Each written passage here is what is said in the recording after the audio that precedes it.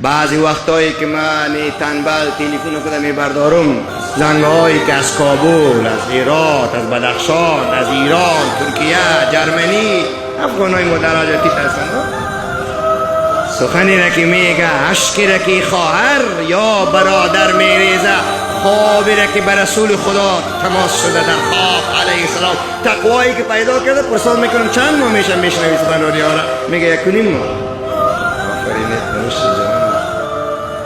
قلب سلیم داری، برای ما دعا کن. اولو گپ پر قبول نمیکنم. ای مولای صاحب شما به ما دعا کن. میگم نه برادر، نه خواهر، نه بابا، نه بیبی، نه کاکا، برای ما دعا کن که من مثل تو شو. شاید من از او بلندتر باشم، شاید او از من بلندتر باشه، ولی صفت اسلامیت ای است که تو خود از مردم تمام باشی. این صفت مسلمان. عباد الرحمن یمشون علی الارض هونا. بندگان الله کسانی هستند که در زمین خیلی شکسته را میرن، یعنی زندگیشانه که در زمین است به تواضع میگذرانند.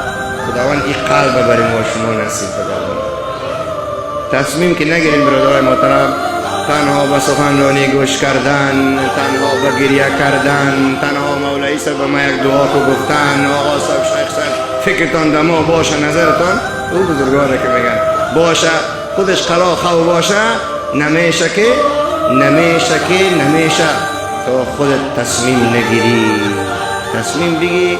ذات ذوالجلال ذات مهربان است، برای حرکتت برکت نصیب میکنه. بسیار شیرین است برادرای عزیز. قلب آدم که جور میشده اینقدر انسان خوشحال میشه، طبیعت آدم اینقدر راست میشه، اینقدر بشاش میشی، دنیا، آخرت، آسمان، زمین همه خوشت میاد. تو بنده کی شدی؟ الله. شاگرد و پیروی کی هستی؟ محمد رسول الله صلی الله علیه و آله و صحبه وسلم. کوشش کنین که آغاز کنین. صحیح است انشاءالله؟ حالی که نماز عمر بخیر خواندیم، آغاز شروع است. اگر قلبتان را تصمیم گرفتین که سلیم شد و انشاءالله سلیم شود، دعا میکنم که قلبتان سلیم شود. شما هم دعا کنید قلب ما سلیم شود. میشه انشاءالله. او کم زیاد بد نیستیم، ما قدر زیاد هم آدمی زیاد بد نیستیم. یک بدی های زیاد، یکی 2 3 10 100 500 1000 بدی داریم. خو امید داریم از رحمتش که ما را عفو کنه. با شرط، یک شرط خورد داره که عفو الله. تو توبه کو دیگه. تو چی کو؟ توبه کو. حالا از همینجا که بخیر برخواستین خانه میریم بستانو، فامیلان بعضی ما میجاز، بعضی ما مسافر هستیم، اتاق داریم.